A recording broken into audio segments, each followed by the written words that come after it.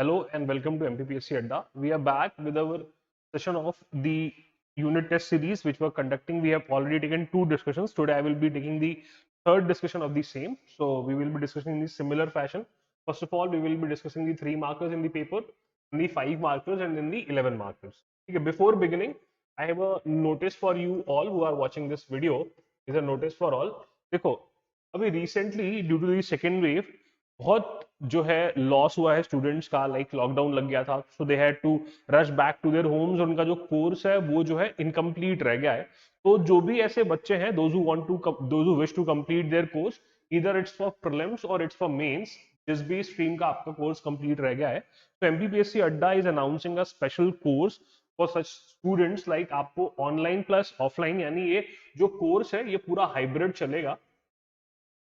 और इस कोर्स की एक स्पेशलिटी है कि लाइक आपको अगर जो आप ऑनलाइन भी है तो आपको जो लाइव ऑफलाइन क्लास जो चल रही होगी वही क्लास जो है वो आपको कास्ट की जाएगी। लाइक कोई रिकॉर्डेड वीडियोस वाला सिस्टम नहीं रहेगा। Like you will get the same feel which you get in the offline class. आपको सामने वैसे ही टीचर से आपको डाउट पूछने का भी बिल्कुल टाइम और एकदम सिमिलर फैशन में क्लास चलने वाली है। साथ में प्रीलिम्स और मेंस के जो डेमो है, लाइक जिनको भी डेमो देखना है या टीम देखनी है, तो वो भंवर कुआं पे जो हमारा सेंटर है वहां पे आकर के कल जो है डेमो ले सकते हैं।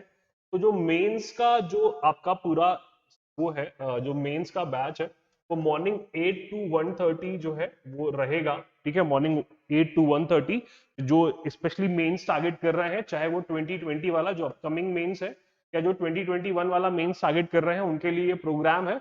4.5 मंथ्स ये प्रोग्राम चलेगा। यानी कोशिश ये रहेगी कि before coming of the prelims आपका सिलेबस जो है वो पूरा करा दिया जाए, लाइक ईदर और ऑनलाइन और ऑफ दी ऑफलाइन मोड, जब तक कि गवर्नमेंट अलाउ कर रही है। The third wave is not affecting us, so we will be running on online mode, और उसके बाद सॉरी ऑन ऑनलाइन और ऑफलाइन मोड। और उसके बाद अगर ऐसा है तो ऑनलाइन मोड पे भी जो है क्लासेस आपकी सिमिलर फैशन में चलती रहेंगी जैसे अभी चल रही हैं। You can join these two courses. Prelims का एक अलग से कोर्स है, साथ में एक 1 ईयर बैच भी है प्री प्लस मेंस का। जो लोग 1 ईयर प्री प्लस मेंस ही ज्वाइन करना चाहते हैं, तो वो जो अगला 2021 वाला टारगेट कर रहे हैं, तो उनके लिए 1 ईयर कोर्स है प्री प्लस मेंस का। तो ये मेंस वाला जो बैच है, जो जिसका डेमो कल सुबह 1 बजे है, सॉरी सुबह 8 बजे है, और जो प्रीलिम्स वाला कोर्स है वो 2 to 6 है। तो those who wish to join this prelims course, वो 2 to 6 जो है वो आकर के जो है आप क्लासेस अटेंड कर सकते हो। बहुत ही नॉमिनल फीस है, लाइक 35,000 रुपीज में आपका पूरा मेंस कवर हो जाएगा, जो भी लोग मेंस टारगेट कर रहे हैं। And it is inclusive of test series. Includes what? Test series also, like mains की टेस्ट सीरीज भी इंक्लूड करेगा ये। तो you can join these courses. For more information you can also join our telegram channel, can also join our telegram channel जो कि MPPSC Adda के नाम से है।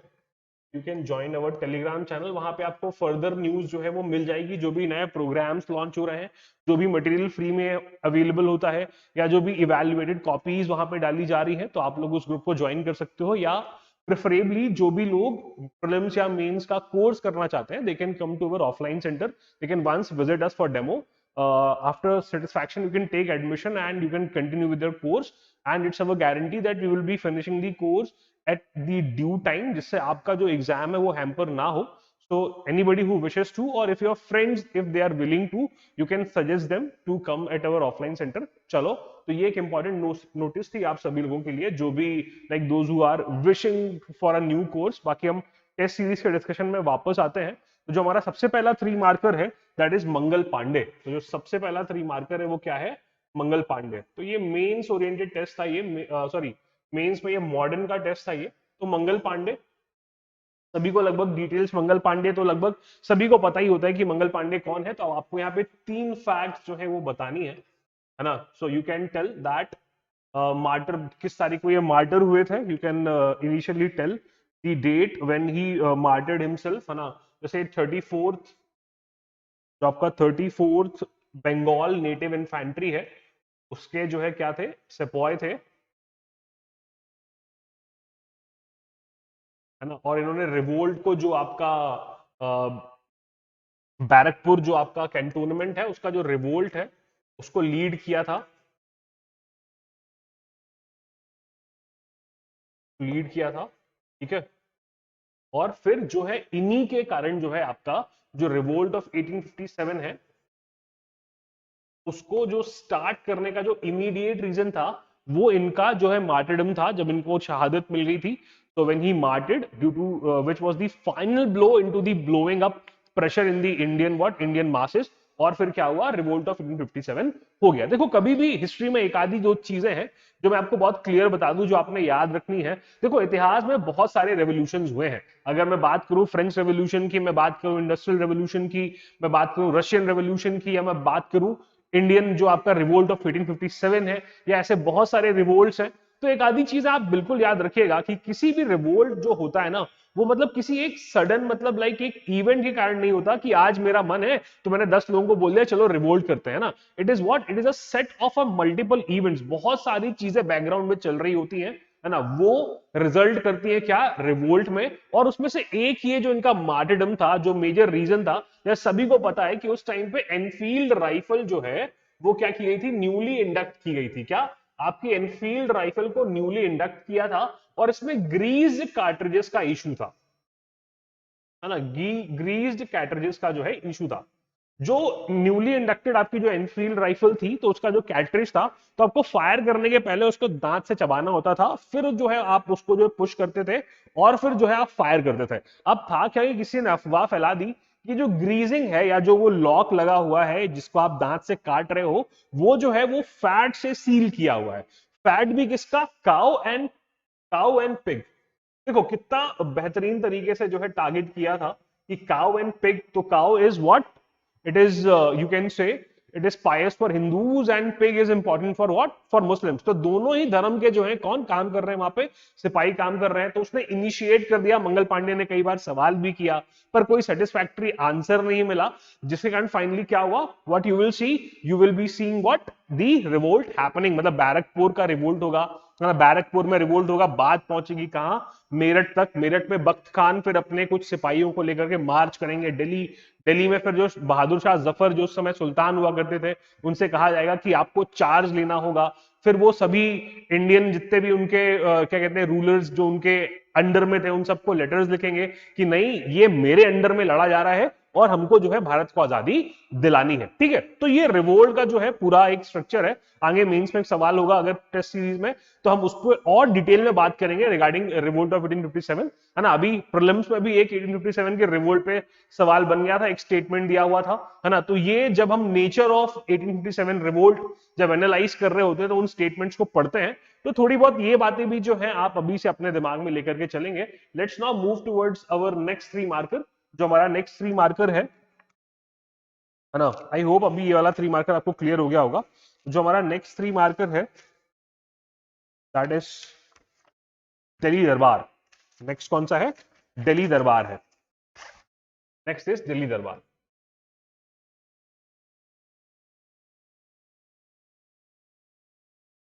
ठीक है, अभी जो दिल्ली दरबार ये टर्म जो है, ये दिल्ली दरबार जो है इंडिया में 3 बार ऐसे दिल्ली दरबार लगे हैं। एक 1877 में लगा है, एक 1903 में लगा है, और एक 1911 में लगा है। तो आप बता देंगे कि ये 3 दिल्ली दरबार जो है वो क्या हुए हैं, ये लगे हैं 1877, 1903 और 1911 में। इनका इंपॉर्टेंस क्या रहा है ना, कि एक बार जो है क्वीन विक्टोरिया को एम्प्रेस ऑफ इंडिया बनाया गया था, एक बार जो है वो प्रिंस वहां के जो किंग है वो यहाँ इंडिया में आए थे।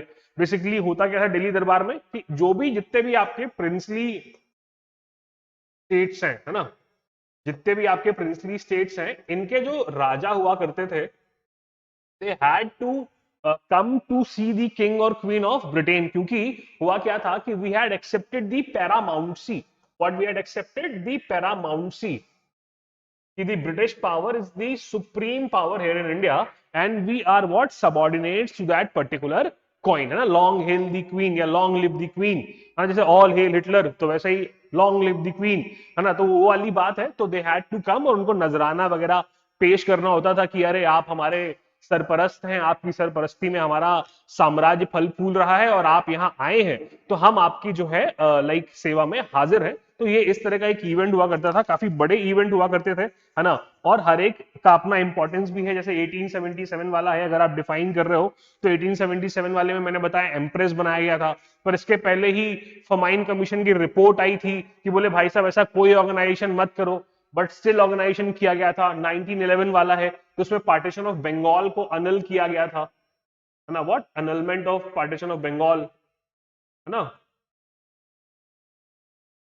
अगर सबको पता होगा 1905 में पार्टीशन ऑफ बंगाल किया गया था करजन के टाइम पे, और 1911 में जो है इसका एनलमेंट कर दिया गया था, क्योंकि बहुत सारी प्रॉब्लम्स जो है वो ब्रिटिश गवर्नमेंट को यहाँ पे फेस करनी पड़ रही थी due to partition of Bengal. Movements बहुत तेज हो गए थे, लाइक इंडिविजुअल अगर आप बोलोगे तो इंडिविजुअली भी एक नया रेवोल्यूशनरी टेररिज्म स्टार्ट हो गया था। अलग अलग तरह के क्रांतिकारी निकल करके आ रहे थे कि ये धरती मेरी माँ है साहब जी, और अगर आप उसके साथ गलत कर रहे हो तो मैं आपको उड़ा दूंगा। तो ये सारे फंडे जो है वो स्टार्ट हो गए थे, इसलिए एनलमेंट ऑफ ये किया गया था। तो अब आई होप आप दिल्ली दरबार समझ चुके होंगे किस कॉन्टेक्स्ट में है। आपको तीनों दिल्ली दरबार बताने हैं, इनका इंपॉर्टेंस बताना है, और इसके बाद अगर एक आधी फैक्ट आपके पास रह रहा है तो आप कुछ भी किसी के बारे में भी आप वहां पे क्लियरली डिनोट कर सकते हैं। चलिए, let's now move towards next 3 marker. तो जो हमारा नेक्स्ट 3 मार्कर है दैट इज बहादुर शाह जफर।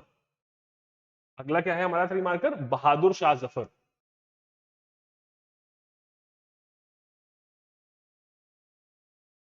ठीक है, बहादुर शाह जफर के बारे में 3 बातें। सबसे पहले, लास्ट एम्परर ऑफ इंडिया, ठीक है, या ऑफ द मुगल डायनेस्टी के ये लास्ट एम्परर थे। ठीक है, you can also tell that he led the revolt of 1857। Revolt जो 1857 का है उसको लीड किया था इन्होंने। Then he was deported to what? Rangoon और बर्मा, है ना। रंगून इनको डिपोर्ट कर दिया गया था। ठीक है, तो ये बातें आप बता सकते हैं about whom, about Bahadur Shah Zafar. साथ में इनका जो अलग दूसरा नाम है that is Bahadur Shah second, और ये जो जफर है ये इनका पेन नेम है। अगर आप ये चाहें तो ये भी बता सकते हैं कि ये पेन नेम है।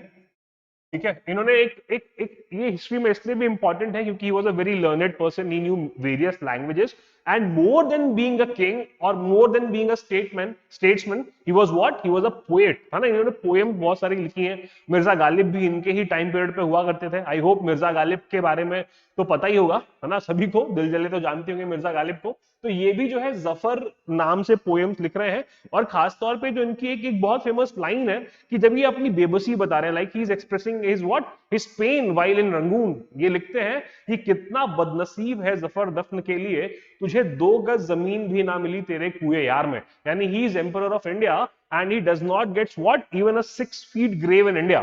ठीक है, तो इस चीज को इन्होंने एक्सप्रेस किया है। So you can write these things about Bahadur Shah Zafar. चलिए, अगला 3 मार्कर देखते हैं। जो नेक्स्ट 3 मार्कर है हमारे पास, that is lord Lytton. Lord Lytton. अब देखो, लॉर्ड लिटन के बारे में आप क्या कहते हैं? 2-3 चीजें बता सकते हो। सबसे पहले तो आप बता दो कि भाई साहब वाइस रॉय है ना, और अगर वाइस रॉय है इंडिया के तो इनका टाइम पीरियड 1876 से 1880 है। ठीक है, लॉर्ड लिटन का क्या है टाइम पीरियड? 1876 टू 1880। ठीक है, फिर जो इनके टाइम पीरियड पे कुछ मेजर इवेंट्स हुए हैं, है ना, जो इनके मेजर इवेंट्स हैं या जो मेन इनके वर्क्स हैं उसको आप हाईलाइट कर सकते हो। जैसे like the Indian famine of 1877 या 1888 का जो फमाइन था, 1877 1878 का जो फमाइन है, दी फमाइन, है ना, ग्रैंड दिल्ली दरबार ऑफ 1877, अभी हमने डिस्कस किया है दिल्ली दरबार। ठीक है, ये इन्होंने ऑर्गेनाइज किया था। फिर he is very famous for what? For the vernacular press act. Vernacular press act के लिए ये बहुत ज्यादा फेमस है। It is also called as the very famous gagging act. ये अपने आप में भी जो है क्या कहते हैं 3 मार्कर हो सकता है क्या? Vernacular press act. तो वर्निकुलर मतलब लोकल, है ना, वर्निकुलर मतलब आप समझिएगा local. Vernacular has to do with local. हुआ क्या था कि उस टाइम पे देखो, अब यहाँ पे अगर मैं बात करूं, अगर थोड़ा सा इलेबोरेट करूं वर्निकुलर प्रेस एक्ट को हम समझने जाएं, तो देखो हो क्या रहा है कि इंडिया में जो है 1835 के बाद से, या अगर मैं प्रिसाइजली बोलूं 1813 के बाद से, थोड़ा बहुत एजुकेशन की बात कर रहे हैं, पर 1835 के बाद से after the very famous lord Macaulay's education minute, India में जो है क्या आ रहा है? इंडिया में you can see what? The influx of western education, है ना। फिर धीरे धीरे इंडिया में न्यूज़पेपर्स जो है वो क्या हो गए? वो न्यूज़पेपर्स जो है वो कॉमन हो गए। अब न्यूज़पेपर्स जब कॉमन हो गए तो होगा क्या कि the newspapers were of two types, of English and of Hindi nature. So the English newspapers were generally owned by the British common public, so they did not highlighted what the problems of the British government over here, but what actually happened that the newspapers which were written in Hindi or those who were written in the vernacular languages, they were highly critical, they were what, highly critical of the British policies. और lord Lytton जो है वो ऐसी policy के थे कि he was not accepting the criticism of what, of the British government over here in India. So what he tried to do with the help of this vernacular press act, he banned all the Hindi newspapers, सारे Hindi newspapers पे उन्होंने क्या कर दिया, ban लगा दिया, Hindi newspaper नहीं चलेंगे, है ना। That is what called as the vernacular press act और द फेमस गैगिंग एक्ट। ठीक है, चलिए अगले अगले क्वेश्चन की ओर बढ़ते हैं। So the next 3 marker which we have here with us is the Kheda Satyagrah. What? The Kheda Satyagrah.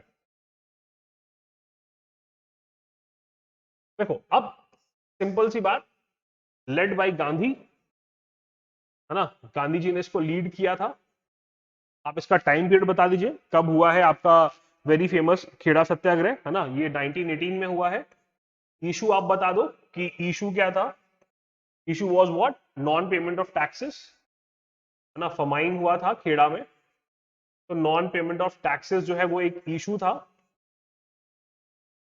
ठीक, फिर अगर हम बात करें रिजल्ट क्या था गांधी जी के इंटरवेंशन के बाद, तो those who were willing they gave tax and non willing abstain from it. ठीक है, ये एक बेसिक अंडरस्टैंडिंग है किसकी, अबाउट दी खेड़ा सत्याग्रह। ठीक है, फिर इसमें एक और फैक्ट अगर आप चाहें तो आप ये भी ऐड कर सकते हैं कि इंदुलाल याग्निक एंड सरदार पटेल, दो लोग हैं, एक इंदुलाल याग्निक जी हैं, Indulal Yagnik and Sardar Patel, they accompanied what, Mahatma Gandhi during this what, during this whole Kheda Satyagraha. चलो अब देखो, अब जैसे 3 इंपॉर्टेंट सत्याग्रह हैं या 3 इंपॉर्टेंट लैब्स हैं of Gandhi, you will see 3 labs of Gandhi, Mahatma Gandhi की 3 इंपॉर्टेंट लैब्स हैं। सबसे पहले चंपारण, है ना, then you will see Ahmedabad mill strike,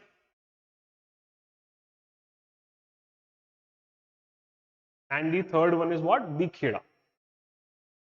ये 3 जो लैब्स हैं महात्मा गांधी की, इनके बारे में आपको नॉलेज होना ही चाहिए, क्योंकि ये अर्ली गांधीयन पीरियड की बात है, जब when Gandhi was emerging as what, as a leader, जब गांधी एक पॉलिटिकल लीडर की तरह एमर्ज कर रहे थे, तब के बात है ये, है ना। यहाँ पे 3 कटिया सिस्टम, यहाँ पे पेमेंट ऑफ बोनस, और यहाँ पे जो है क्या, फमाइन कोड जो है वो इशू बना हुआ था। तीनों में गांधी जी ने इंटरवीन किया, और तीनों बॉल तीनों सिक्सर्स, और वहीं पे जो है Gandhi ji emerge as what, as a leader of the masses, है ना। चलिए अगला देखते हैं। So the next 3 marker is Edward Lutyens, है ना। ये थोड़ा सा आपको वही वाला लगा होगा कि यार इसके बारे में 2-4 बातें तो पता है, पर बहुत सारी बातें पता नहीं है ना। ये जो एक जनरली ट्रेंड होता है एमपीपीएससी के मेंस के पेपर में भी जो देखने को मिलता है कि आपको जनरली जो है वो 10 3 मार्कर बन रहे होंगे हिस्ट्री वाले पेपर में, 5 ऐसे आते हैं कि आपको सोचना पड़ता है कि अरे ये क्या दे दिया, है ना, ये क्या बना दिया आपने, है ना, हम पढ़ के क्या आए थे, आपने क्या कर दिया। तो ये उनमें से एक हो सकता है जिन लोगों को थोड़ा सा कम नॉलेज है, क्योंकि हिस्ट्री प्रॉब्लमैटिक तो होती है। ठीक है, तो आप सबसे पहली चीज बताएं कि ये क्या है। एक इंग्लिश आर्किटेक्ट है, क्या है, इंग्लिश आर्किटेक्ट है। फिर इनके कुछ इंपॉर्टेंट, जो भी इंपॉर्टेंट बिल्डिंग्स हैं उसके बारे में बता सकते हैं आप, कि जो भी इंपॉर्टेंटली जो है इन्होंने बनाया है एडवर्ड लुटियंस ने, जैसे जो राष्ट्रपति भवन एस्टेट है दिल्ली में वो उन्होंने, ठीक है, जो इंडिया गेट है, ठीक है, इंडिया गेट और राष्ट्रपति भवन का डिजाइन एडवर्ड लुटियंस का है। और दिल्ली भी जो है कुछ हद तक डिजाइन की गई है by who, by Delhi. Delhi में लुटियंस करके एक इलाका भी है ना, तो उन्होंने ये वाला इलाका डिजाइन किया है, वो बता सकते हैं। अभी फिलहाल एडवर्ड लुटियंस इसलिए न्यूज में है, इसलिए भी पूछ सकते हैं क्योंकि आप देखो जो आपका सेंट्रल विस्टा प्रोजेक्ट है, जो सेंट्रल विस्टा प्रोजेक्ट अभी हालिया गवर्नमेंट ने जो है लॉन्च किया है, तो सेंट्रल विस्टा प्रोजेक्ट का जिन बाहर आया है, तो लुटियंस की बात हो सकती है। And MPPSC is focusing over current issues, तो ये क्वेश्चन जो है आपका एक पॉसिबल 3 मार्कर बन करके आ सकता है। चलिए अगले सवाल की ओर बढ़ते हैं। तो जो नेक्स्ट क्वेश्चन इज, जो नेक्स्ट 3 मार्कर है हमारे पास, दैट इज अबुल कलाम आजाद। ठीक है, क्या है, Abul Kalam Azad. You need to tell now 3 things about Abul Kalam Azad. ठीक है, सबसे पहली चीज तो आप ये बता सकते हैं कि यंगेस्ट प्रेसिडेंट ऑफ कांग्रेस। ठीक है, जो उनकी अचीवमेंट है, youngest president of Congress. He was a follower of Gandhian ideology also. उसके अलावा अगर आप देखेंगे तो you can tell he was what, he was also the first education minister of India, है ना। पहले क्या है, एजुकेशन मिनिस्टर है।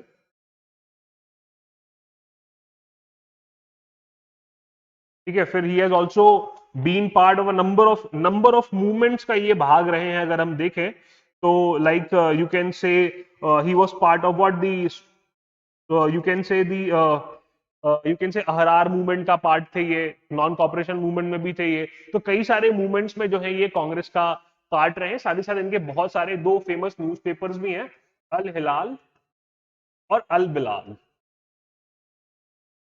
इनके 2 इंपॉर्टेंट न्यूज़पेपर्स हैं जो आप वहां पे हाईलाइट कर सकते हो। तो ये 3 और बातें you can tell about what, you can tell about whom, about Maulana Abul Kalam Azad. ठीक है, चलिए अब बात करते हैं next is Dandi march. Next is what, Dandi March.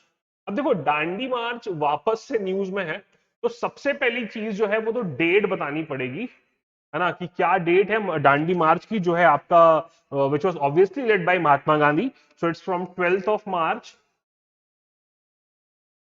1930 till 6th of April 1930। ठीक है, इशू बता देना, that is what, the salt law. और सिग्निफिकेंस क्या है, significance is what, marked as beginning of what, civil disobedience movement. ठीक है, सिविल डिसोबीडियंस मूवमेंट का जो है बिगिनिंग जो है वो दांडी मार्च में, जब सॉल्ट लॉ तोड़ दिया था महात्मा गांधी ने, उससे अपन इनिशियली जो है शुरुआत मान लेते हैं। देखिए महात्मा गांधी भी जो है, जो बहुत ही अलग आदमी थे, है ना, उन्होंने क्या किया, वो परेशान हो गए थे जो अलग अलग नियम बना रहे हैं अंग्रेज। तो उन्होंने कहा कि अंग्रेज तो देखो यार, अगर मैं कभी भी यार in in any, if you will see any leader who follows the principle of non violence, he will always say that violence is not what answer, is answer to violence, है ना। अगर आपको किसी चीज को रिफ्रेन करना है या किसी चीज का आपको विरोध करना है, so you need to use what, the principle of non-violence, which has been proved by Nelson Mandela, by Mahatma Gandhi, who is the flag bearer of non-violence all over the world। तो वो उन्होंने उस क्या किया, बोले यार ये नमक जो है बनाने नहीं देना हमको, तो हम क्या करेंगे, हम सीधी सी बात है, we will not obey them, that is what civil disobedience, we are not going to obey the laws of this repulsive British government, and I will make what, salt directly without paying tax, let's see what the government does, है ना। तो ये भी एक बार, कई बार होता है ना, जैसे आप देखते हो कि बहुत सारे ऐसे लीडर्स होते हैं, those who come against government, they attract a lot number of peoples with them, है ना। तो वो वही बात जो है महात्मा गांधी ने यहां से की, and it marks what, the beginning of the civil disobedience movement. चलो अगले क्वेश्चन की ओर बढ़ते हैं, है ना। अभी ये रिसेंटली न्यूज में भी है, क्योंकि नरेंद्र मोदी जी ने आजादी का अमृत महोत्सव लॉन्च किया है in the 75th anniversary of what, of this Dandi march. तो इसलिए भी जो है आपके एग्जाम में आ सकता है। ठीक है, next question is Kunwar Singh. ठीक है, बिहार में इनको वीर बाबू कुंवर सिंह कहा जाता है ना। He is a very famous freedom fighter. तो आप बता सकते हैं कि 1857 के रिवोल्ट को इन्होंने लीड किया था, कहां से, from Arrah, which is in Bihar. He was also ruler of Bihar, मतलब लाइक आरा के रूलर भी थे ये, ruler of Arrah. And he was accompanied by his brother Amar Singh. ठीक है, and he died while what, fighting for the revolt of, while in the revolt of 1857, है ना। तो ये काफी क्या कहते हैं, बहुत ज्यादा इंपॉर्टेंट फिगर है। 1857 के रिवोल्ट में आरा के रूलर थे कौन, आपके कुंवर सिंह, है ना। और इनको क्या कहते हैं, लाइक बहुत ज्यादा इंपॉर्टेंस जो है वो दी जाती है कहाँ पे, एग्जैक्टली आपके यूपी में, सॉरी बिहार में, एग्जैक्टली जगदीशपुर वाला जो इलाका है ना। तो ये जगदीशपुर के जो है क्या थे, रूलर थे। ठीक है, आरा भी उन्होंने कैप्चर किया था। ठीक है, तो ये बातें अबाउट हूँ वीर बाबू कुंवर सिंह। तो बिहार में काफी इनका नाम है, इंडियन गवर्नमेंट ने स्टैम्प भी रिलीज किया है इनकी मेमोरी में। So is the very famous personality. और याद रखना कि रिवोल्ट ऑफ 1857 के ये इंपॉर्टेंट लीडर है फ्रॉम बिहार। चलो, so the next 3 marker is Surat split. देखो सिंपल सी बात, टाइम पीरियड बता दो, 1907 में हुआ सूरत स्प्लिट। इशू बता दो, इशू क्या है, post of president, what, post of president.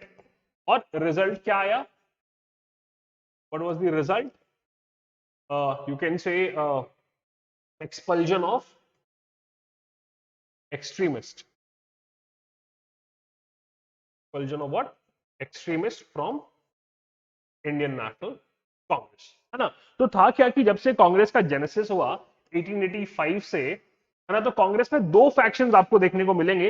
एक फैक्शन रहेगा मॉडरेट्स का, एक फैक्शन रहेगा एक्सट्रीमिस्ट का। तो जो मॉडरेट्स हैं वो जो है कैसे लोग हैं, they are all are educated people, highly educated people who belong to the higher class and they believe in the principle of P3, prayer, petition and protest. और जो आपके एक्सट्रीमिस्ट हैं, they have base within the common people, so common लोगों के साथ उठते बैठते हैं, उनके पास एक ऐसा बल्क है जो उनके कहने पे कभी भी आंदोलन कर सकता है। तो इन दोनों के बीच में जो है थोड़ा सा रिवोल्ट हो गया, क्योंकि बाल गंगाधर तिलक और लाला लाजपत राय ऐसे लोग जो है वो चाह रहे थे कि अब हम जो है क्या बने, कांग्रेस के अध्यक्ष बने, और ये जो नई कांग्रेस है उसको नई मेंटालिटी की तरफ ले जाएं।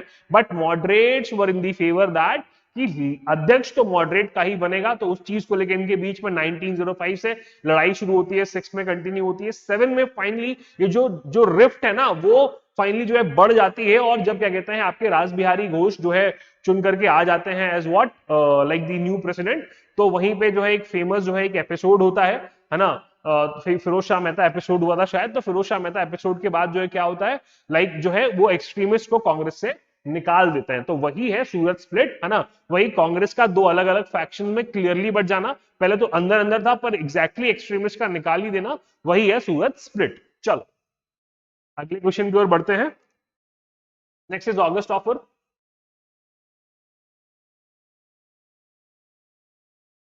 ठीक है, आप बता दीजिए 1940। ठीक है, मेजर रीजन क्या था, क्यों दिया गया, ताकि इंडिया जो है वो कंट्रीब्यूट करे वर्ल्ड वॉर में। वर्ल्ड वॉर सेकेंड चल रहा है, इंडियंस प्रॉब्लम पोस्ट कर रहे हैं, है ना। तो उन्होंने क्या कहा कि हम बिल्कुल जो है वो क्या कहते हैं, इंडियन जो लीडर्स हैं उन्होंने 1937 में जो गवर्नमेंट बनाई थी उससे भी इस्तीफा दे दिया था, है ना, जो आपकी गवर्नमेंट प्रोविंशियल गवर्नमेंट थी उससे इस्तीफा दे दिया। बोले हमसे बिना पूछा वर्ल्ड वॉर 2 में गए कैसे। तो ऐसे बहुत सारे ऐसे अगस्त ऑफर थे, रिझाने की कोशिश की गई थी, और रिजल्ट क्या रहा कि it was rejected. Result was what, it was rejected by Indian National Congress as well as the all India Muslim League. इन्होंने रिजेक्ट कर दिया था क्योंकि ये डोमिनियन स्टेटस की बात कर रहे हैं, है ना, वो भी कब, आफ्टर दी वॉर। तो कांग्रेस का आप कहना था कि यार देखो ये जो डोमिनियन स्टेटस वाली बात है ये 1930 में हम भूल चुके हैं, है ना। हमारा कहना क्या है कि now we want complete independence, Purna Swaraj. हमें क्या चाहिए, पूर्ण स्वराज चाहिए, which is our ultimate goal. और ऑल इंडिया मुस्लिम लीग वाले क्या कह रहे हैं कि यार तुम dominion status, India is a dominion, we do not want to live in India anymore, we want Pakistan, and you are thinking us that we will part of your dominion, so they will reject this what, August offer। तो आप 1940 बता दीजिए, Lord लिलिथगो अगर आप बता सके तो वो बता दीजिए, है ना। रीजन क्या था, they wanted contribution of India in World War II, and the result was what that this August offer of 1940 was rejected by both, by the All India Muslim League as well as the Indian National Congress। चलो अगले 3 marker की ओर बढ़ते हैं। ठीक है, अगला 3 marker है 3rd June plan. What is what, 3rd June plan. अगर आप चाहो तो बता दो कि ये जो है जो आपका 3rd जून प्लान है, डेट जो है इसकी 3rd जून 1946, है ना। देने वाला कौन है, लॉर्ड माउंटबैटन। ठीक है, और इसका पर्सपेक्टिव क्या है या ये किस लिए दिया जा रहा है, तो it is for the partition of India. इसके लिए ये पार्टीशन ऑफ इंडिया के लिए, तो 2 डिफरेंट एंटिटीज है, इंडिया एंड पाकिस्तान। इसको डिकी बर्ड प्लान कहते हैं। ठीक है, और इसी के बाद जो है इंडियन इंडिपेंडेंस एक्ट आया था, जिसने इंडिया को क्या कर दिया था, दो अलग अलग एंटिटीज में डिवाइड कर दिया था।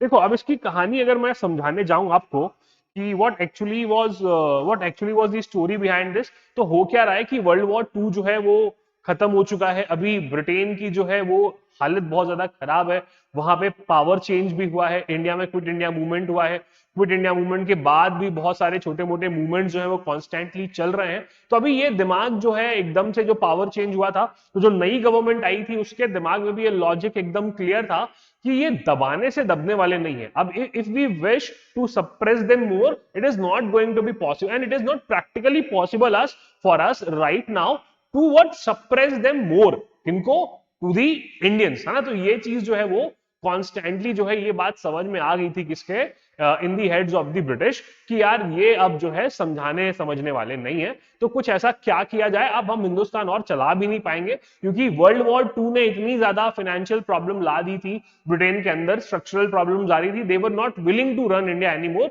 And the conditions were what very different, है ना। आपका जो है यूनाइटेड नेशंस भी बन चुका है, तो finally what they will do, they will try to leave India, है ना, इंडिया छोड़ने का मन बना देंगे। पर फाइनली होगा क्या कि Mohammad Ali Jinnah led the all India Muslim League, और जो है वो एकदम कांस्टेंट रहेंगे कि we do not want to stay with India, और इस जो है 3 जून प्लान के तहत इंडिया और पाकिस्तान को 2 सेपरेट एंटिटीज बना दिया जाएगा, है ना। चलिए अगले 3 मार्कर की ओर बढ़ते हैं। What did the Muslim league resolution of 1940 ask for, ठीक है, चलो resolution of 1940,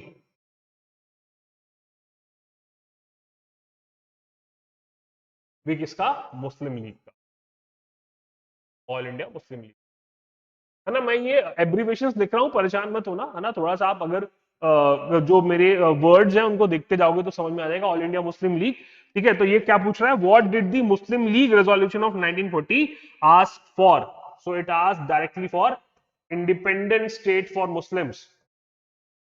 what did it ask for, independent state for Muslims. ये यही बात हम बार बार अभी लगातार 2-3 मार्कर से कर रहे हैं, तो आई होप आपके दिमाग में आ गया होगा। इसको जो डिजाइन किया था, है ना, वो किसने किया था, Mohammad Zafrullah Khan. It was design by Mohammad Zafrullah Khan, ठीक है। इसका उसका अदर नेम भी है, इसको लाहौर रेजोल्यूशन या पाकिस्तान रेजोल्यूशन भी कहते हैं। क्या कहते हैं, इधर लाहौर और पाकिस्तान रेजोल्यूशन, तो इस नाम से भी आए, तो ये बात आप याद रखिएगा, ठीक है।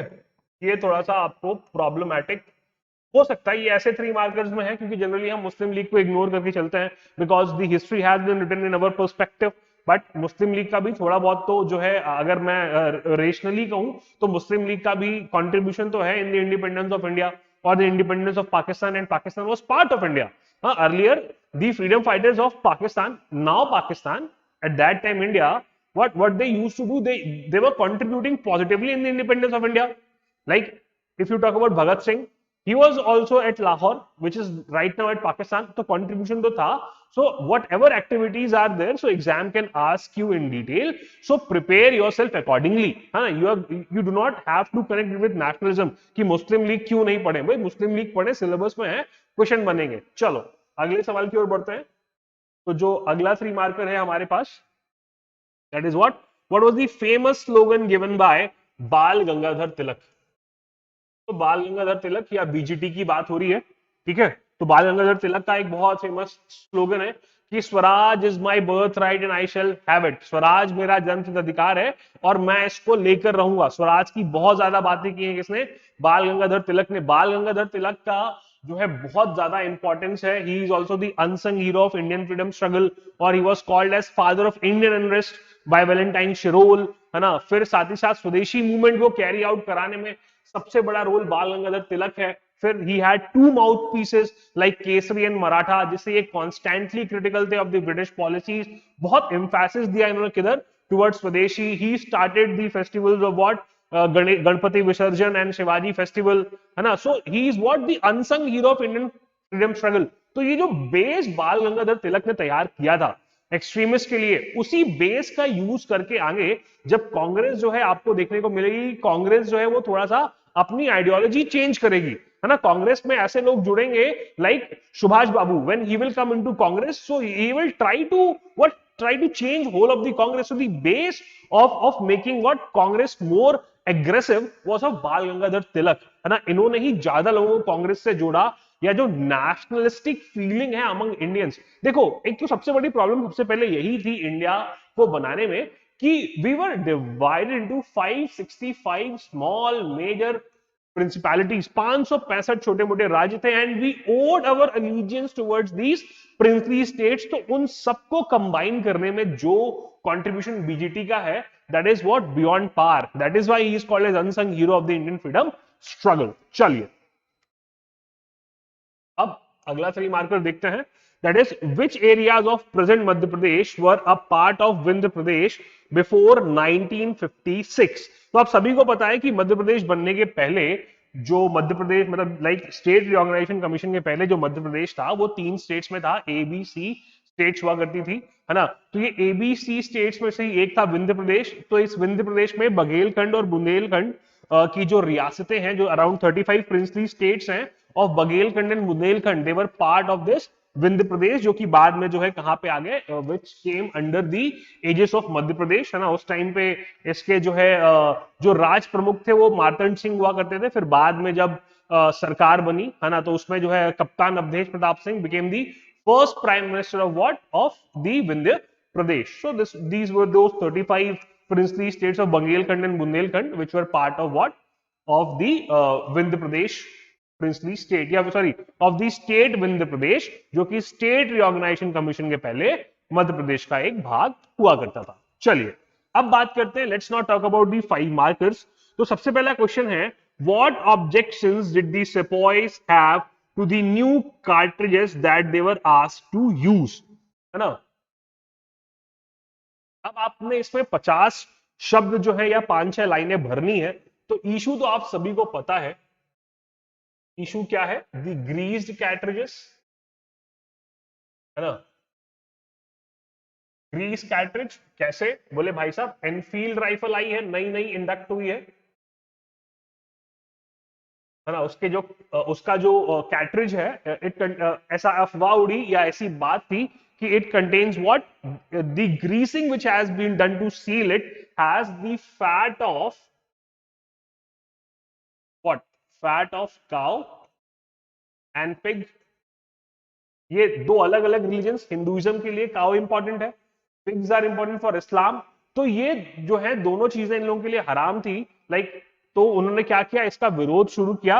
बोले भाई साहब ये जो कैट्रिज है ये जो है क्या है, बोले भाई साहब ये एक प्रॉब्लम है, हमारे धर्म को जो है आप क्या कर रहे हो, चोट पहुंचाने की कोशिश कर रहे हो। इसके पहले भी वेलोर म्यूटनी हो चुकी है ना। इसके पहले भी जो वेलोर म्यूटनी हुई थी तो वो भी इसी सस्पेक्ट में हुई थी कि you are trying us to convert into what, into Islam, है ना। सो इनको सॉरी टू क्रिश्चियनिटी। तो इनको ये भी एक तो पहली प्रॉब्लम तो ग्रीस कैटरिज से ये थी।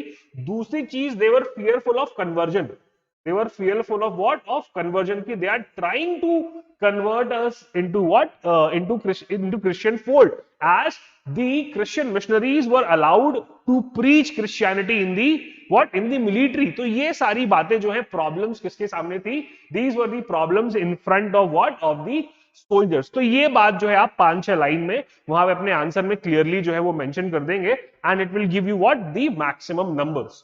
चल अगली की ओर बढ़ते हैं। So the next question is, what were the powers of the East India Company that were transferred to the British Crown after 1857? ठीक है, अब देखो सबको पता है कि रिवोल्ट हुआ 1857 का। क्या हुआ, रिवोल्ट हुआ 1857 का। तो आप रीजन दे देंगे सबसे पहले। तो आप जब इंट्रोडक्शन लिखेंगे आंसर में तो आप क्लियरली बता देंगे कि what was the reason why this power transfer took place, it was revolt of 1857। Revolt of 1857 के बहुत सारे रीजंस हैं, उसमें से कुछ एडमिनिस्ट्रेटिव रीजंस थे, जिसमें the Indians were not happy with the system of governance which was being done by the east India company. तो रिवोल्ट ऑफ 1857 के बाद आया act of 1858। Act of what? 1858. And this act was called as Act of Good Governance. इसको Act of Good Governance भी कहा गया। ठीक है, तो Act of 1858 से हुआ क्या कि जो है पावर ट्रांसफर हुआ। क्या हुआ, पावर ट्रांसफर। अब ये क्या क्या पावर ट्रांसफर थे, तो east India company had administrative functions, है ना। वो एडमिनिस्ट्रेटिव फंक्शन सीधे किसको ट्रांसफर कर दिए गए, क्राउन को। Now earlier you saw two heads in India. Before 1857 की बात करूं तो दो हेड्स आपको देखने को मिलते थे, board of control and board of directors. ठीक है. अब after 1858 you will see now two masters of India, new two masters of India, and they are whom? The viceroy and secretary of state. है ना. All the powers would be exercise by whom? By the crown with respect to India. यानी सारी powers जो हैं, जो कुछ भी east India company कर रही थी, वो सब कुछ किसके अंदर चला गया? वो चला गया किसके अंदर? सब ईस्ट इंडिया कंपनी के पास, सॉरी ब्रिटिश गवर्नमेंट के पास चला गया. Secretary of state was responsible for everything. Parliament got direct control towards India. ठीक है. फिर बहुत सारे चेंजेस हुए, जैसे जो अभी तक एग्जैक्टली जो ब्रिटिश गवर्नमेंट है या जो ईस्ट इंडिया कंपनी है, it was not respecting Indians. So the respect of Indian feelings etcetera also started. More investments were being done कि इंडियंस को सिविल सर्विसेज में इंडक्ट कर लिया जाए. है ना. इंडियंस को लेजिस्लेटिव काउंसिल में इंडक्ट कर लिया जाए. तो ये जो भी चेंजेस हुए, they all happened after what? Revolt of 1857. तो बेसिकली आप समझिएगा कि जो एडमिनिस्ट्रेटिव फंक्शंस जो भी ईस्ट इंडिया कंपनी के पास थे या जो भी बिजनेस राइट्स थे, वो सारे क्राउन ने ले लिए. जो भी एरिया था वो सब किसके अंडर में आ गया? क्राउन के अंडर में आ गया. है ना. या अगर वही जो मैंने पैरामाउंसी की बात की थी, तो पैरामाउंसी स्टैब्लिश होगी ऑफ द क्राउन. है ना. और एक रिस्पॉन्सिबल गवर्नमेंट. जो पहले बीओडी और बीओसी और सीओडी हुआ करते थे, they were replaced by what? Viceroy and the secretary of the state. And even जो पहले आपका क्या कहते हैं, जो भी आपका सिस्टम ऑफ गवर्नेंस था 1857 के पहले, यानी this government which was working before the revolt of 1857, it was not responsible to the people. जो वो कर रहे हैं वो सर्वमान्य होगा, बट यहां पे रिस्पॉन्सिबल गवर्नमेंट बनाई गई कि the secretary of state can also be sued in case of any mishappening. ठीक है. तो ये सारे चेंजेस हुए, या ये सारी पावर्स जो है वो शिफ्ट कर दी गई towards what? Towards the British crown. चलो अगले क्वेश्चन की ओर बढ़ते हैं. How was the politics of extremists within the Congress different from that of moderates? है ना. So what is the question asking? It is trying to ask us the difference between extremist and moderates. देखो तो क्या difference है extremist और moderates? ये पूछना चाह रहा है आपसे सवाल. देखो सबसे पहले जब आप आंसर लिखोगे तो you have to tell about Congress. थोड़ा सा इंट्रो जब आप दोगे आंसर में, तब कांग्रेस के बारे में बताओगे कि Congress was a political organisation formed in 1885 and on the ideological basis it had two factions. First is extremist and second is moderates. ठीक है. चलो अब वो आइडियोलॉजिकल डिफरेंसेस आपने बताने. तो आइडियोलॉजिकल डिफरेंसेस कैसे बताओगे? सबसे पहले आप बताओ मेथड. है ना. कैसे? ये P3 में बिलीव कर रहे हैं. किसमें बिलीव कर रहे हैं? P3. प्रेयर, पिटीशन और आपका प्रोटेस्ट. क्लियर? और moderates, they believe in the philosophy of an eye for an eye.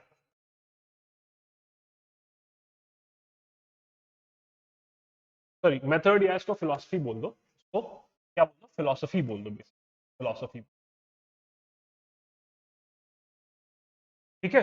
ये एन आई फॉर एन आई और ये prayer, petition, protest. Method, method क्या होगा? like what would be their political method? So they are using the method of what you can say petitions and request. And what the method they are using? The method is direct what? Passive resistance. सीधा resistance देंगे. ठीक है. फिर the base. What is the base of moderates? What? The educated class.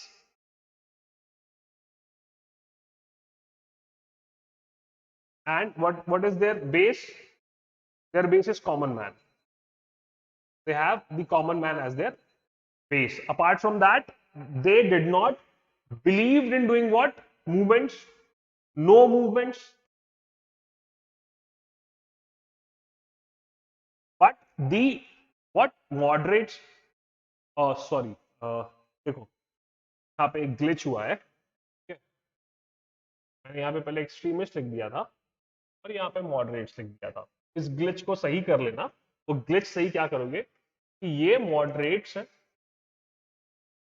और ये extremist, ये जो glitch है इसको आप सही कर लेंगे बाय फॉल्ट, ठीक है। ये मॉडरेट्स हैं, ये एक्सट्रीमिस्ट है। तो ये they believed in no movements but they believed in public movements, ठीक है। तो ये बातें जो है आप एकदम एग्जैक्टली ये इनके मेथड जो है वो डिफरेंट है, ठीक है। तो इस तरह से आप जो है डिफरेंस आइडियली आप अपने आंसर में बता सकते हो कि what was the difference between moderates and the extremist. चल अगले क्वेश्चन की ओर बढ़ते हैं। Let's move towards our next 5 marker. Why and how did Gandhi ji choose to break the salt law? दो सवाल। Salt law, why and how? ठीक है, चलो। Why? क्यों salt law तोड़ा? Due to salt tax on Indians। नमक बनाने पे जो टैक्स लग रहा है, मतलब हमारा ही देश, हमारा ही नमक, पर हम पे ही tax. How? He did Dandi march, he reached Dandi और वहां पे he manufactured salt without paying tax, ठीक है। आप समझ गए कि why and how, why and how, why because there was an imposition of salt tax on Indians, and how he reached the coast of Dandi, he picked up salt from that coast and he made salt, ठीक है। ये तो हो गई बात समझाने की, ठीक है। पर अभी आंसर कैसे फ्रेम करोगे? तो first of all you will give the introduction, the background, the what was salt law, you will be giving the introduction, and in the body you will be telling why and how, and in the conclusion you will be exactly telling the importance, that is what, the CDM, ठीक है। तो ऐसे आप अपने answer को frame करेंगे। Clear है? Introduction, what was salt, body, why and how, conclusion, civil disobedience movement. Clear to you now? ठीक है, चलो चलिए अगले सवाल की ओर बढ़ते हैं। Next question is throw light on the contribution of Chakravarti Rajagopalachari in India's struggle for independence. So we are talking about C. Rajagopalachari. तो इस आंसर को भी तीन बातों में डिवाइड कर दो, थोड़ा सा इंट्रोडक्शन दे दो। He was he like as if he was the first governor general after the independence of India, है ना। ये आप बता देंगे, फिर आप यहाँ पे इनका कॉन्ट्रीब्यूशन बताएंगे कि व्हाट आर दी कॉन्ट्रीब्यूशन, है ना। कॉन्ट्रीब्यूशन में आप क्या बताएंगे? सबसे पहले you will tell about Vaikom Satyagraha,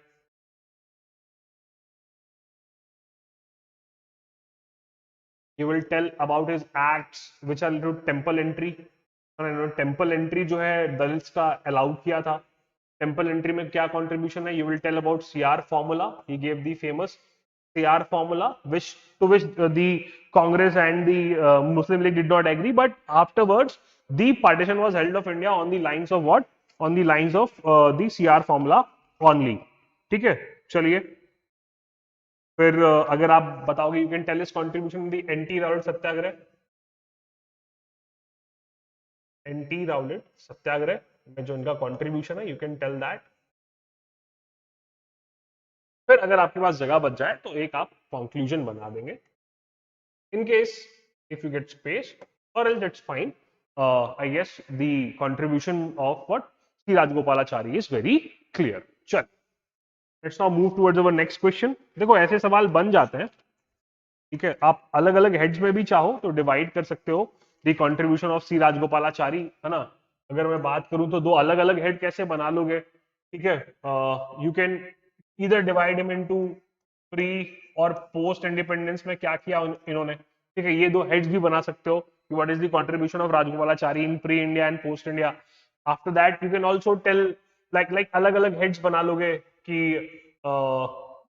गंदियन movements में क्या इनका रहा, ठीक है, in which Gandhian movements he did participate, and his self movements या जो इन्होंने self किया, apart from that you can add on the Sear formula.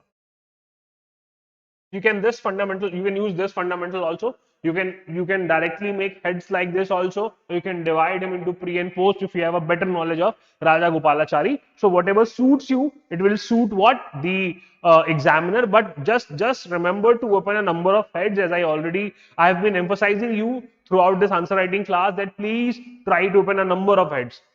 The maximum number of heads you can open, you try to open those. चलिए अगले सवाल की ओर बढ़ते हैं. Write a note on All India Muslim League. ठीक है, all India Muslim league पे नोट लिखना है. सबसे पहले आप इंट्रोडक्शन में इंट्रो डालोगे, इसमें फॉर्मेशन डाल देना कि कब फॉर्मेशन हुआ, किसने किया. ठीक है, फिर जब आप आंसर की बॉडी बना रहे होगे तो जो भी कंट्रीब्यूशन है इसका ऑल इंडिया मुस्लिम लीग का, you have to tell about the contribution of All India Muslim League. What can be these contributions? ये contribution हो सकता है चाहे वो पाकिस्तान को लेकर के हो, ये contribution चाहे इंडिपेंडेंस को लेकर के हो, है ना, ये contribution चाहे आपका जिन्नास 14 पॉइंट्स को लेकर के हो. ठीक है, ये आप चाहो तो बता सको कि it also includes what, communalism in India.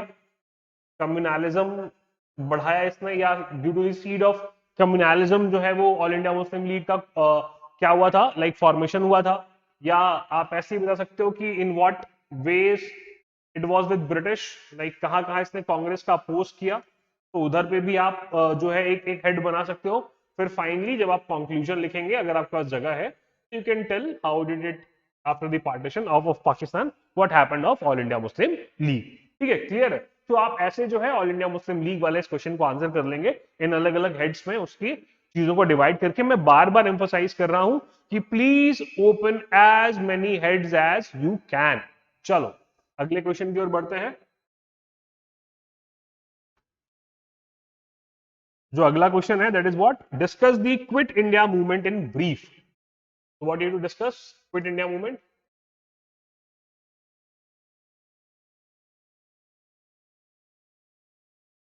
बिल्कुल, इंट्रोडक्शन, डेट, या and from where did it start. ठीक है, फिर you have to discuss the contribution, or you have to discuss what the reason why was it launched, like as one reason is World War II or attack of Japan to, and Japan was active in so in Myanmar, वो भी एक reason था. And now Mahatma Gandhi wanted complete independence, he was emphasizing over it. ठीक है, फिर importance,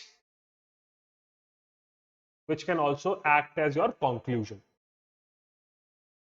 due to which finally British were forced to bring the cabinet mission plan, है ना.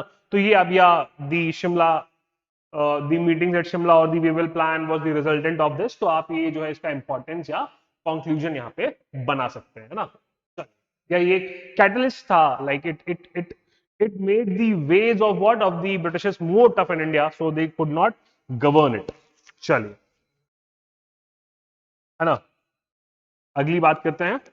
अगला क्वेश्चन है, how was Madhya Pradesh reorganized according to the State Reorganization Commission in 1956? So it is talking about reorganization of MP. तो सबसे पहले तो आप बताएंगे कि what is the importance of State Reorganization Commission. फिर आप बताइए part A, part B, part C states, है ना, कैसे यहाँ पे जो 3 स्टेट्स हुआ करते थे इनको कैसे कंबाइन करके एक मध्य प्रदेश जो है वो बनाया. ठीक है, तो ये जो है स्टेट रिऑर्गेनाइजेशन कमीशन जो उन्होंने किया, कैसे जो स्थिति आपके सामने थी ऑन 1 नवंबर 1956. आई होप ये सभी को क्लियर होता है. तो ये वाली जो कंडीशन है वो आप एग्जैक्टली जो है आप इस आंसर में बताने की कोशिश करेंगे. ठीक है, तो जो स्थिति थी वो आप एग्जैक्टली यहाँ पे बता दीजिए regarding to the reorganisation of Madhya Pradesh. ठीक है, there is a lot to tell about this. है ना, but I hope everybody knows about this, so I am not elaborating it in detail. अगले सवाल की ओर बढ़ते हैं, है ना। अगला क्वेश्चन है, explain the drain of wealth theory propounded bye दादा भाई नौरोजी। दादा भाई नौरोजी ने एक बहुत फेमस थ्योरी दी थी, ड्रेन ऑफ वेल्थ, है ना। उसको आपने एक्सप्लेन करना। तो इंट्रोडक्शन में बता दीजिए कि उन्होंने एक बुक लिखी, इसका नाम था poverty and un British rule in India.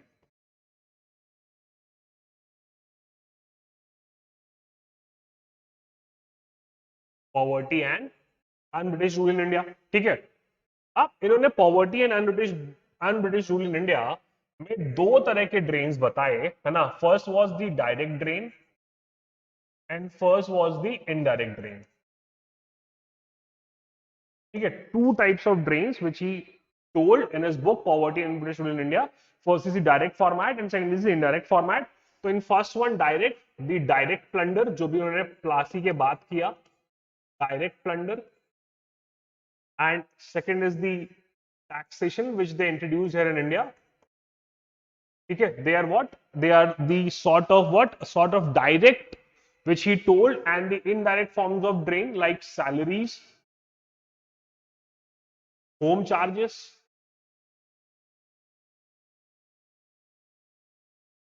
and whatever like pen की निब से लेकर के रेलगाड़ी के जो है आपके जो रेल्स होते हैं, और दी रेल्स और the rails, they were all brought from India, so sorry brought from England, तो सप्लाईज फ्रॉम इंग्लैंड, ये सब इंडियन एक्सचेकर पे चार्ज था। तो ये जो फॉर्मेट ऑफ ये जो ड्रेन्स है जो उन्होंने बताया है अपनी थ्योरी में, वो जो है आप बता सकते हैं, है ना। चलिए, let's now move towards our 11 markers. तो आई होप आपको ये क्लियर हो गया होगा, है ना। अगले 11 मार्कर की ओर बढ़ते हैं। तो the very first 11 marker is, what reforms did the British introduce in Indian society, how did people of India respond to them, है ना। So what they are trying to ask, the reforms. Question को तीन भाग में तोड़ दीजिए। Reforms किसने introduce किया, ब्रिटिश ने, कहां इंट्रोड्यूस कर रहे हैं, इन इंडियन सोसाइटी,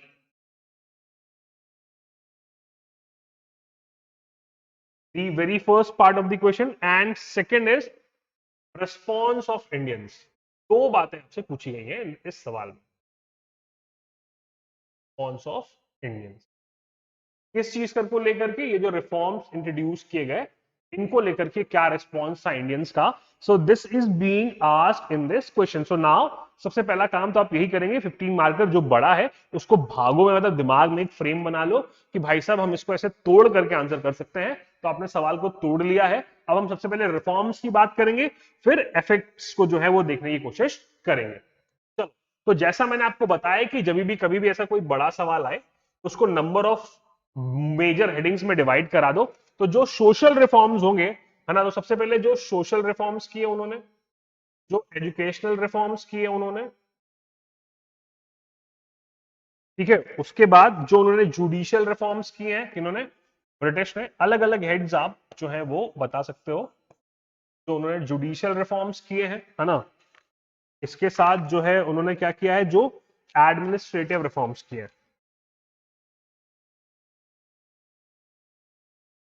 टाइम रह जाए तो इकोनॉमिक रिफॉर्म्स भी आप लिख सकते हो, ठीक है। अगर आपके पास जगह हो जाए तो आप कुछ इकोनॉमिक रिफॉर्म्स भी बता सकते हो, ठीक है।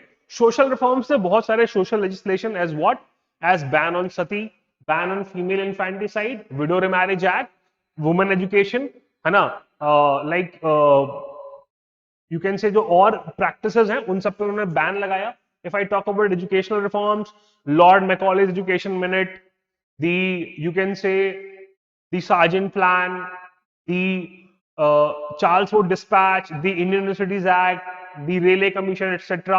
They were part of what? Of the educational reforms, judicial reforms में IPC, CRPC, इनका इंडक्शन, मतलब एक कॉमन कोड में जो है सभी इंडियंस को बांधने की कोशिश, फिर एडमिनिस्ट्रेटिव रिफॉर्म्स में अगर हम देखें तो like the land revenue settlements है ना, the different policies of different times, फिर इकोनॉमिक रिफॉर्म्स में how did they were deindustrialise India या how they were charging things on India. तो ये सारी चीजें जो है आप जो है क्या कर सकते हैं, एकदम से जो है आप बता सकते हो किसको, what the reforms which they did. Now the second what you can say second part of the question is what response of Indians. Response of Indians were in the format of various uprisings, civil, peasant, tribal. Then you can tell about the revolt of 1857. You can tell about formation of Indian National Congress is also a response to it. Formation of various pre-Congress organizations.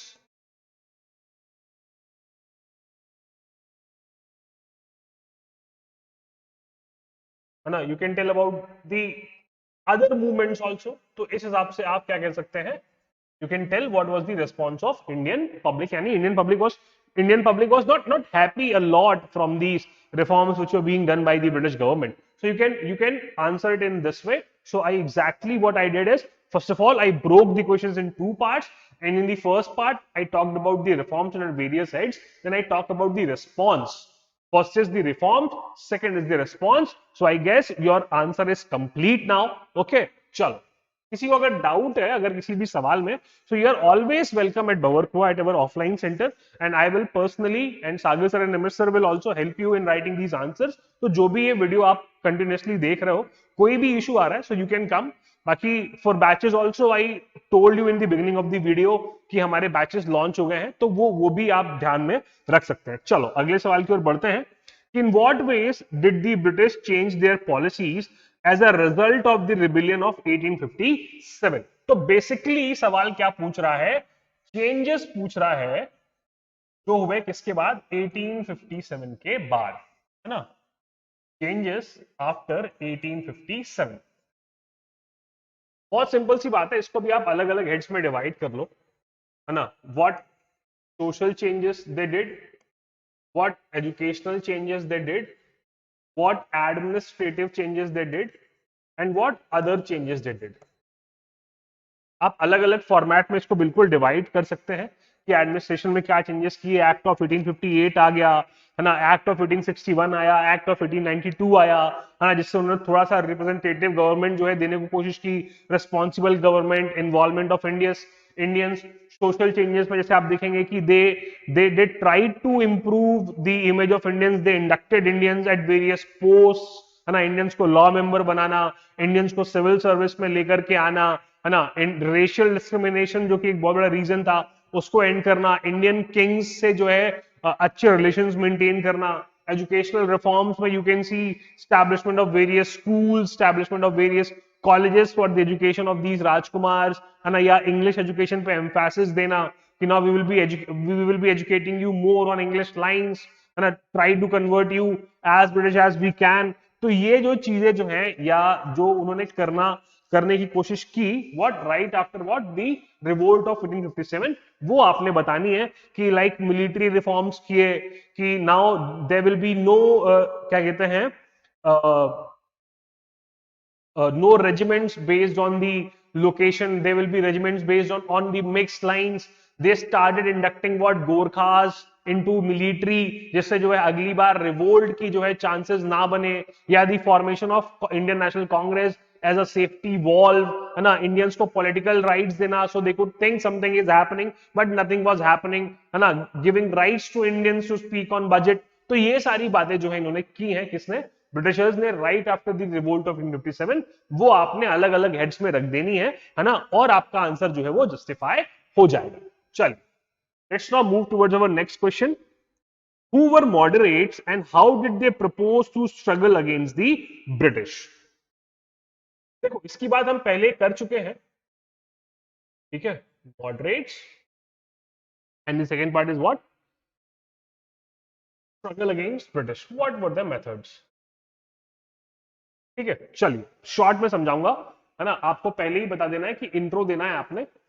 कि Indian National Congress में एक faction था which believed in the principle of what of like non-violence या prayer petition protest, or they had like belief in what in the Britishers, so they wanted to work according to Britishers या on the mercy of the Britishers, है ना, उनको supreme समझ रहे थे, उनके दिमाग में अभी भी था कि ये हमारे भले के लिए आए हुए हैं। तो ये सारी बातें आप मॉडरेट्स के बारे में इंट्रोडक्शन में बता देंगे।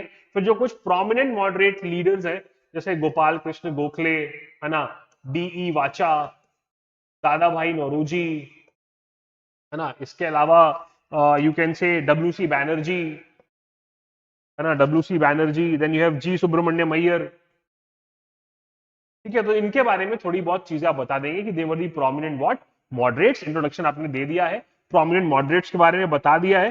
फिर जो क्या कहते हैं, जो इनका मेथड ऑफ क्या कहते हैं क्या है, like the method, you have to tell the method. तो दे सबसे पहले तो इनकी फिलोसफी आप बता दो, P3 सॉरी प्रेयर, पिटीशन और प्रोटेस्ट। मेथड क्या है? लिटिगेशन, ठीक है, लिटिगेशन, अवेयरनेस, रिक्वेस्ट। ठीक है, तो इस फंडे पे काम कर रहे हैं। आप मेथड बता दीजिएगा, फिर फाइनली जो है इस आंसर को कंक्लूड कर सकते हैं कि what were the contributions also, like अगर आप पास जगह है तो आप बिल्कुल कंट्रीब्यूशन भी बता दीजिए कि how did they prepared base, चाहे वो आइडियोलॉजिकल रहा हो, बेसिकली आइडियोलॉजिकल बेस ही उन्होंने प्रिपेयर किया, व्हाट अवेयरनेस बढ़ाई लोगों में, ठीक है, प्रोपोगेंडा जो है वो चलता रहा अगेंस्ट ब्रिटिशर्स, है ना, एंड दे व्हाट आल्सो अपीज्ड या न्यू लीडर्स जो है उनको इन्होंने क्या किया, इंस्पायर किया टू कम इनटू कांग्रेस, जिससे कांग्रेस और बड़ा ऑर्गेनाइजेशन बना। और फाइनली जो इंडियन इंडिपेंडेंस है वो इसी का रीजन है। देखिए गोपाल कृष्ण गोखले ने ये भी कहा था, एक बार उनसे बात हो रही थी, तो मतलब मेरी बात नहीं हो रही थी, उनकी आपस में किसी से बात हो रही थी, तो ही सेड या he has claim that India will not remember us for what we will do in long stretch, but they will surely remember us for what base we are building, है ना, जो base हम बना रहे हैं उसके लिए इंडिया में हमको हमेशा जो है वो याद रखा जाएगा। ठीक है, चलो अगला जो सवाल है 11 मार्कर में, the integration of states in the Indian union was a difficult problem, how was it solve. तो ये story of integration of India की टोटली बात कर रहा है कि how was the integration of India completed, है ना। चलिए तो बात करते हैं the story of integration of Indian states. ठीक है, तो बात है किसकी, इंटीग्रेशन ऑफ इंडिया की।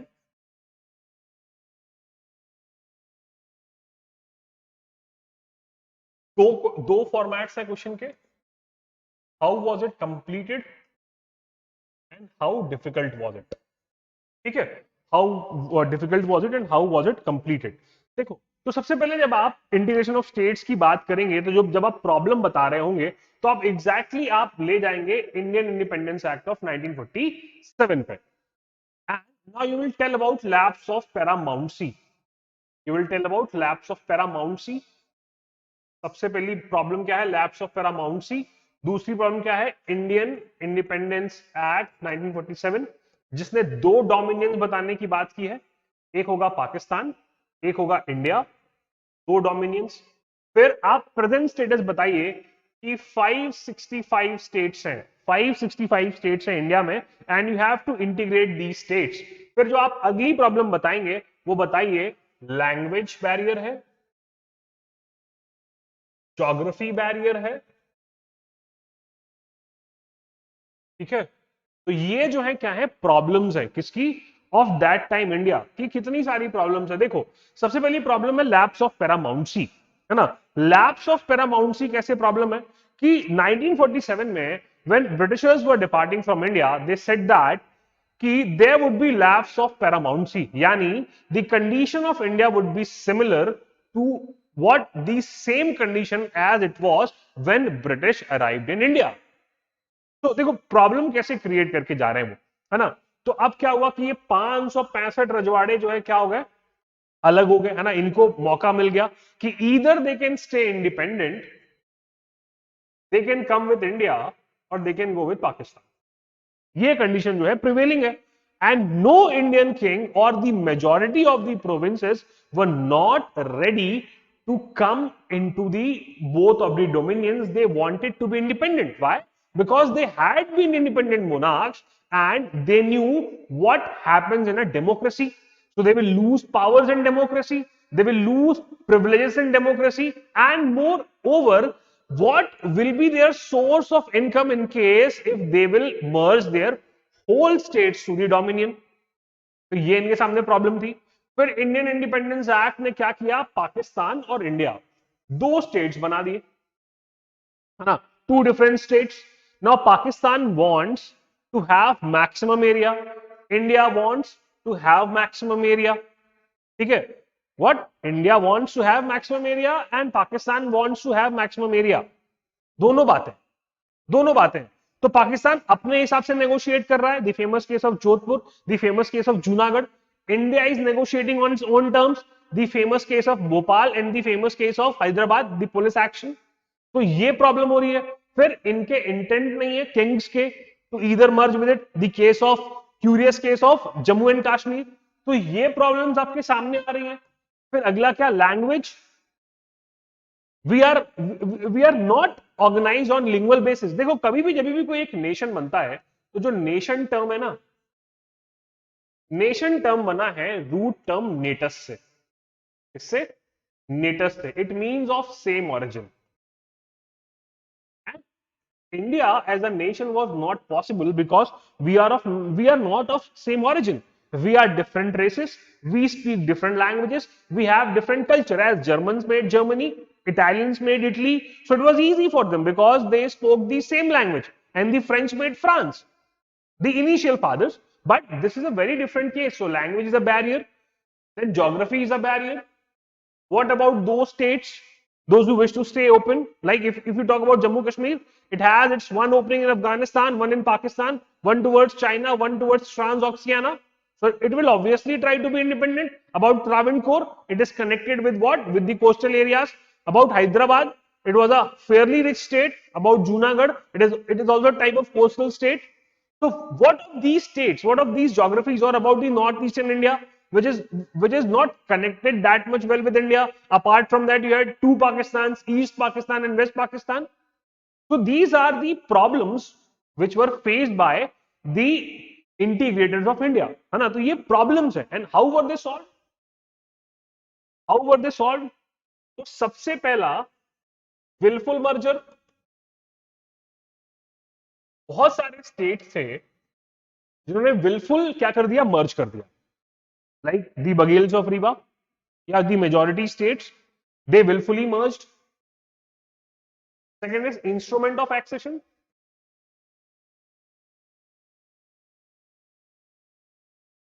बहुत सारे स्टेट्स ने इंस्ट्रूमेंट ऑफ एक्सेशन के साथ मर्ज किया। फिर कुछ स्टेट्स साथ negotiations by Patel and Nehru, sorry Patel and Menon, है ना। यही दो लोग जो है ज्यादा एक्टिव दिख रहे थे आपको, क्या कहते हैं किसमें, in what, in the integration of India, ठीक है। फिर चौथा, जो क्यूरियस केसेस है ना, like of Bhopal, of Junagadh, of Jammu and Kashmir, of Hyderabad, है ना, ऑफ जोधपुर, ये कुछ क्यूरियस केसेस है ना, इनको अलग अलग तरीके से मर्ज किया गया। फिर अगला जो है फॉरेन टेरिटरीज जो इंडिया में मर्ज की गई। कौन सी फॉरेन टेरिटरीज? जो फ्रेंच के कब्जे में थी, जो पोर्टुगीज के कब्जे में थी। तो कुछ इस मेथड से जो है हिंदुस्तान बड़ी मुसीबत से बनाया गया है, ठीक है। तो आई होप आप समझ पा रहे होंगे कि एग्जैक्टली क्या क्वेश्चन पूछ, काफी डायनामिक क्वेश्चन है ये, काफी सारी बातें आपको, या मैं अगर बात करूं तो पूरा इंडिपेंडेंस मतलब पूरा क्या कहते हैं पोस्ट इंडिपेंडेंस लगभग जो है उन्होंने एक ही सवाल में पूछ लिया, तो ये चीजें आपने ध्यान रखनी है। चलिए बढ़ते अपने अगले 11 मार्कर के लिए, है ना। अगला 11 मार्कर है analyse the role of state reorganisation commission in shaping the post independence India. इसका रोल बताना है स्टेट रिऑर्गेनाइजेशन कमीशन का।